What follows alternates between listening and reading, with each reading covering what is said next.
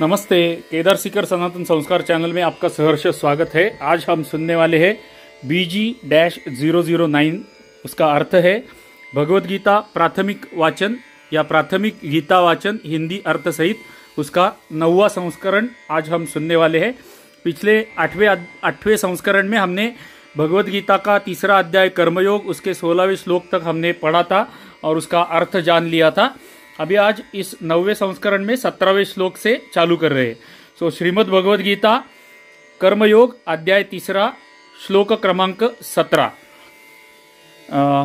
श्लोक वाचन शुरू करने से पहले परमात्मा का एक बार ध्यान करते हैं और फिर श्लोक वाचन शुरू करेंगे। ओम परमात्मने नमः। त्वमेव माता च पिता त्वमेव बन्धुश्च सखा त्वमेव विद्या द्रविणं त्वमेव सर्वं मम देव। हरि ओम विष्णवे नमः। श्लोक क्रमांक 17 एक बार कटाक्ष डालते हैं और फिर पढ़ते हैं उसे। यस्त्वात्मरतिरेव स्याद् आत्मतृप्तश्च मानवः आत्मन्येव च संतुष्टस्तस्य कार्यं न विद्यते।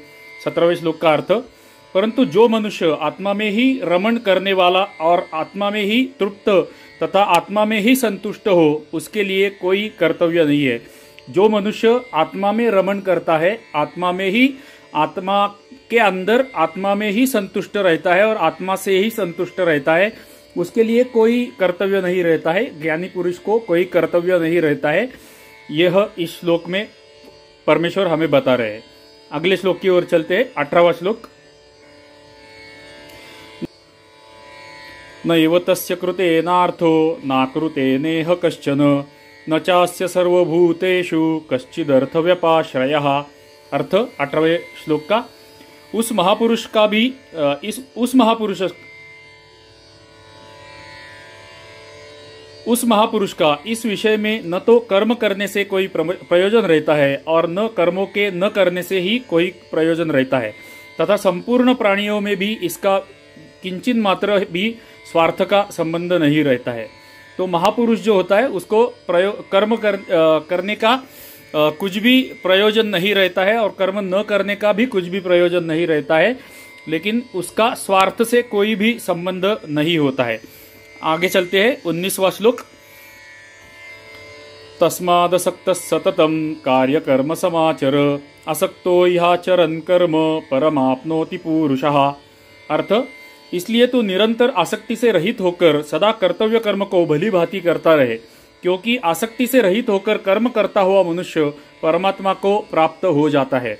तो हमें आसक्ति से रहित होकर, आसक्ति का त्याग करके, हमारे जो धर्म के अनुसार, हमारा जो वर्ण है, हमारा जो आश्रम है, उसके अनुसार हमारी जो धर्म के अनुसार हुए जो कर्म है वो करते रहना है। और ऐसे कर्म करने वाला मनुष्य ही परमात्मा को प्राप्त हो जाता है। यह 19वां श्लोक कह रहा है। 20वां श्लोक। कर्मणैव हि संसिद्धि मास्तिता जनकादयः लोकसंग्रहमेवापि संपश्यन् कर्तुमर्हसि।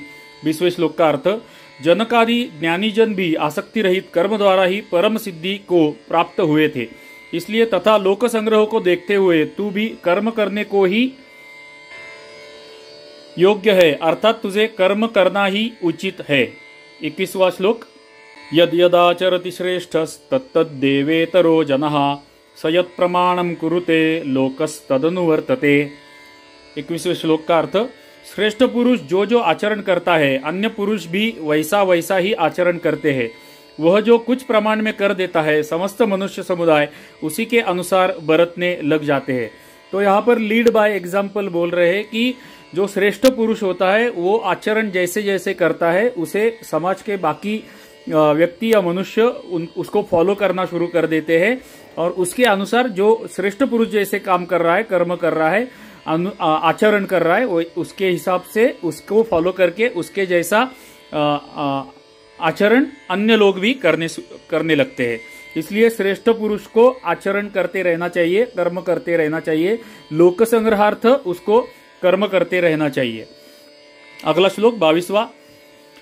न मे पार्थास्ति कर्तव्यम त्रिषु लोकेषु किंचन नानवाप्तमवाप्तव्यम वर्त एव च कर्मणि। अर्थ, हे अर्जुन, मुझे इन 3 लोकों में न तो कुछ कर्तव्य है और न कोई भी प्राप्त करने योग्य वस्तु अप्राप्य है, तो भी मैं कर्म में ही बरतता हूँ। तो यहाँ पर भगवान हमें बोल रहे हैं या अर्जुन को बोल रहे हैं कि इस विश्व में, संपूर्ण विश्व में ऐसी कोई भी वस्तु नहीं है जिसे मैं प्राप्त कर नहीं सकता हूँ या करना चाहता हूँ, या मेरे प्राप्त करने जैसी कोई भी वस्तु नहीं है, लेकिन फिर भी मैं अपना कर्म कर रहा हूँ, अपना कर्म निभा रहा हूँ, अपना धर्म में निभा रहा हूँ। तो लीड बाय एग्जाम्पल यहाँ पर परमेश्वर हमें बता रहे हैं। अगला 23वां श्लोक, यदि ह्ययं न वर्तेय जातु कर्मण्यतन्द्रितः मम वर्तमानुवर्तन्ते मनुष्याः पार्थ सर्वशः। अर्थ, क्योंकि हे पार्थ, यदि कदाचित मैं सावधान होकर कर्मों में न बरतूं तो बड़ी हानि हो जाए, क्योंकि मनुष्य सब प्रकार से मेरे ही मार्ग का अनुसरण करते हैं। तो भगवान यहाँ पर बोलते हैं कि मैंने अगर मुझे कोई भी वस्तु की आवश्यकता नहीं है और ऐसी कोई भी विश्व में वस्तु नहीं है जो मैं चाहूंगा और वो मुझे मिलेगी नहीं, ऐसी कोई भी वस्तु नहीं है, लेकिन फिर भी मैं कर्म कर रहा हूं। अगर मैंने कर्म करना छोड़ दिया तो इस समाज में बुराइयां फैल जाएंगी और समाज के लोग अपने अपने धर्म के अनुसार आचरण करना बंद कर जाएंगे। इसलिए लीड बाय एग्जाम्पल, मैं खुद स्वयं भी कर्म करते रहता हूँ। वहां पर एक टिप था, वो टिप मैं पढ़ता हूँ। एक डॉट के लिए स्टार किया था। यहाँ क्रिया में एक वचन है, परंतु लोक शब्द समुदायवाचक होने से भाषा में बहुवचन की क्रिया लिखी गई है। तो ऊपर एक स्टार आया था, उसका वर्णन इन्होंने यहाँ पर अभी दिया है। तो लीड बाय एग्जाम्पल, भगवान खुद हमें समझा रहे हैं, खुद कर्म करके। अगले श्लोक की ओर चलते हैं, 24वें श्लोक, उत्सिदेयुरिमे लोका न कुर्याम कर्म चेदहम संकरस्य च कर्ता स्याम उपहन्यामि माः प्रज्ञाः।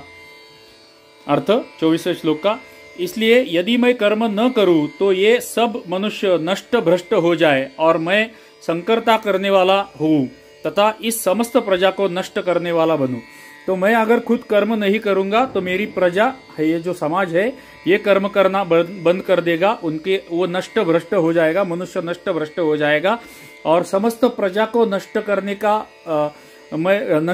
वाला मैं हो जाऊंगा। इसलिए मैं कर्म कर रहा हूं, जबकि मुझे कोई भी कार्य करने की, कर्म करने की कोई भी वस्तु की आवश्यकता नहीं है, फिर भी मैं ये कर्म कर रहा हूं प्रजा को जीवित रखने के लिए, समाज को जीवित रखने के लिए और लीड बाय एग्जाम्पल दिखाने के लिए। अगला श्लोक 25वां श्लोक, सक्ताः कर्मण्य विद्वांसो यथा कुर्वन्ति भारत कुर्याद विद्वांस तथा सक्तश्चिकीर्षुर्लोक संग्रहम। 25वें श्लोक का अर्थ, हे भारत, कर्म में आसक्त हुए अज्ञानी जन जिस प्रकार कर्म करते हैं, आसक्ति रहित विद्वान भी लोक संग्रह करता हुआ उसी प्रकार से कर्म करे। तो अज्ञानी जन जिस प्रकार से कर्म करते हैं, आसक्ति रहित विद्वान भी लोक संग्रह करना चाहता हुआ उसी प्रकार कर्म करे। तो विद्वान लोगों के लिए यहाँ पर, महापुरुषों के लिए यहाँ पर भगवान बोल रहे हैं कि अज्ञानी जन जिस तरह, मतलब नहीं, इसका अर्थ ये हुआ कि हमारे जैसे सामान्य लोग जिस तरह अपना अपना कर्म कर रहे हैं, उसी तरह से महापुरुषों को, ज्ञानियों को भी अपने अपने कर्म करते रहना चाहिए। क्या कारण है अपने कर्म करने का? कि लोक संग्रह के लिए उन्हें अपने कर्तव्य करते रहना चाहिए। लीड बाय एग्जाम्पल, लोगों में अच्छा दिखने के लिए, लोगों को अच्छा लीड बाय एग्जाम्पल देने के लिए उनको अपने कर्म करते रहने चाहिए। अगला श्लोक 26वां श्लोक, न बुद्धिभेदम जनये दज्ञानाम कर्म संगिनाम जोशयेत सर्वकर्माणि विद्वान युक्त समाचरन। अर्थ, परमात्मा के स्वरूप में अटल स्थित हुई ज्ञानी पुरुष को चाहिए कि वह शास्त्रविहित कर्मों में आसक्ति वाले अज्ञानियों को बुद्धि में भ्रम अर्थात कर्मों में अश्रद्धा उत्पन्न न करे, किंतु स्वयं शास्त्र विहित समस्त कर्म भली भांति करता हुआ उनमें भी वैसे ही करवाए। तो ज्ञानी पुरुष, महापुरुष, जो लीडर जो होते हैं समाज के, जो महापुरुष होते हैं, जिनको लोग सुनते हैं और जिनको फॉलो करते हैं, उनको क्या करना चाहिए कि लोगों को कर्म से भटकाना नहीं चाहिए, उल्टा उनको कर्म की ओर खींचना चाहिए और उनको अच्छा कर्म करने के लिए प्रेरित करना चाहिए। ये भगवान महापुरुषों के लिए बोल रहे हैं। अगला श्लोक 27वां, प्रकृते क्रियमाणानि गुणैः कर्माणि सर्वशः अहंकार विमूढ़ात्मा कर्ताहमिति मन्यते। अर्थ 27वें श्लोक का, वास्तव में संपूर्ण कर्म सब प्रकार से प्रकृति के गुणों द्वारा किए जाते हैं, तो भी जिसका अंतःकरण अहंकार से मोहित हो रहा है, ऐसा अज्ञानी मैं करता हूं, ऐसा मैं मानता हूं। 28वां श्लोक, तत्ववित्तु महाबाहो गुणकर्म विभागयोः गुणागुणेषु वर्तन्त इति मत्वा न सज्जते। अर्थ, परंतु हे महाभाव, गुण विभाग और कर्म विभाग के तत्व को जानने वाला ज्ञानयोगी संपूर्ण गुण ही गुणों में बरत रहे हैं, ऐसा समझकर जन उनमें आसक्त नहीं होता है। गुण विभाग और कर्म विभाग और तत्व, इसका नीचे टिप दिया है, वो मैं पढ़ता हूँ। टिप नंबर 1, कर्म विभाग का टिप, त्रिगुणात्मक माया के कार्यरूप 5 महाभूत और मन, बुद्धि, अहंकार तथा 5 ज्ञानेन्द्रिया, 5 कर्मेंद्रिया और शब्दादि 5 विषय, इन सबके समुदाय का नाम गुण विभाग है और इनकी परस्पर की चेष्टाओं का नाम कर्म विभाग है। दूसरी टिप, उपर्युक्त गुण विभाग और कर्म विभाग से आत्मा को पृथक अर्थात निर्लेप जानना ही इनका तत्व जानना है। 29वां श्लोक, प्रकृतेर्गुण सम्मूढ़ा सज्जन्ते गुणकर्मसु तान् कृत्स्नविदो मंदान् कृत्स्नविन्न विचालयेत। अर्थ 29वें श्लोक का, प्रकृति के गुणों से अत्यंत मोहित हुए मनुष्य गुणों में और कर्मों में आसक्त रहते हैं। उन पूर्णतया न समझने वाले मंदबुद्धि अज्ञानियों को पूर्णतया जानने वाला ज्ञानी विचलित न करे। तो अज्ञानी लोग जो है, जो कर्म कर रहे हैं, उनको अपने कर्म करने से विचलित ना करे, उनको परमात्मा की ओर आकर्षित करे। सिर्फ उनकी कर्म करने की दिशा में बदलाव करने का प्रयत्न करे, लेकिन उनको विचलित न करे, उनको कर्म करने से ना रोके। उनको कर्म करते ही रहना चाहिए, आपको भी कर्म करते रहना चाहिए। ये विद्वानों को, महापुरुषों को, ज्ञानियों को परमेश्वर बता रहे हैं। 30वां श्लोक, मयि सर्वाणि कर्माणि सन्न्यस्याध्यात्म चेतसा निराशीर्निर्ममो भूत्वा युद्धस्व विगतज्वरः। अर्थ, मुझ अंतर्यामी परमात्मा में लगे हुए चित्त द्वारा संपूर्ण कर्मों को मुझ में अर्पण करके आशा रहित, ममता रहित और संताप रहित होकर युद्ध कर। तो तुम्हारे जो कुछ भी कर्म है, यानी कि अभी तुम्हारा जो कर्म है वो युद्ध करना है, और मुझको सारे तुम्हारे कर्म युद्ध समर्पित मुझे करके तू युद्ध कर, ये अर्जुन को परमेश्वर बोल रहे हैं। यहाँ पर 31वां श्लोक लेकर हम रुकते हैं इस भाग में। ये मे मतमिदं नित्यम् अनुतिष्ठन्ति मानवाः श्रद्धावन्तो न सूयन्तो मुञ्चन्ते तेऽपि कर्मभिः। अर्थ, जो कोई मनुष्य दोष दृष्टि से रहित और श्रद्धायुक्त होकर मेरे इस मत का सदा अनुसरण करते हैं, वे भी संपूर्ण कर्मों से छूट जाते हैं। तो जो कोई भी मनुष्य दोष दृष्टि से रहित और श्रद्धायुक्त होकर मेरे इस मत का, मैं जो बता रहा हूं, मैं जो उपदेश दे रहा हूं, इस मत का आदर करते हुए उसका आचरण करते हैं, वो मनुष्य भी संपूर्ण कर्मों से छूट जाते हैं। तो यहाँ पर हमें भगवान परमेश्वर बता रहे हैं कि मुझ पर श्रद्धा रखो और जो मैं बता रहा हूं, जो मैं उपदेश दे रहा हूं, उसके अनुसार अपना कर्म करते रहो, तो आपकी भी कर्मों से आपको भी छूट मिलेगी, आप छूट जाएंगे कर्मों से, ये भगवान हमें बता रहे हैं। तो इस 9वें भाग में यहीं पर हम रुकते हैं। 31वें श्लोक पर हम रुकते हैं। 10वें संस्करण में हम 32वें श्लोक से शुरू करेंगे। इस अध्याय में कुल 43 श्लोक है, तो हम 43 श्लोक कंप्लीट अगले भाग में करेंगे। अंत में क्षमा याचना मेरी कि मेरी हिंदी मातृभाषा नहीं है, मेरी मातृभाषा मराठी है, लेकिन भगवद गीता जीवन में पहली बार पढ़ने का प्रयत्न मैं कर रहा हूँ, भगवद गीता समझने का मैं प्रयत्न कर रहा हूँ। मैं जो ये वीडियो बना रहा हूँ, ये बार बार अपना शब्द नहीं है, पुनः मैं भी सुनने वाला हूँ और सुनता रहता हूँ। मैं भगवद गीता हिंदी का ये छोटा उपक्रम कर रहा हूँ। हो सकता है कि भविष्य में मैं भगवद गीता का बड़ा एक उपक्रम करूँ, जिसमें हमें ज्यादा से ज्यादा ज्ञान मिले भगवद गीता के बारे में। और अगर आपको मराठी समझ में आती है तो आपको प्रार्थना है कि भगवद गीता के ऊपर मैं मराठी में एक बहुत बड़ा उपक्रम कर रहा हूं और उसमें डिटेल सब भगवत गीता का हर एक श्लोक, उसका हर एक शब्द एक्सप्लेन किया गया है। वो गीता प्रेस गोरखपुर का ही दूसरा पुस्तक है, वो मैं वहां पर पढ़ रहा हूं और गीता समझने का प्रयत्न कर रहा हूं।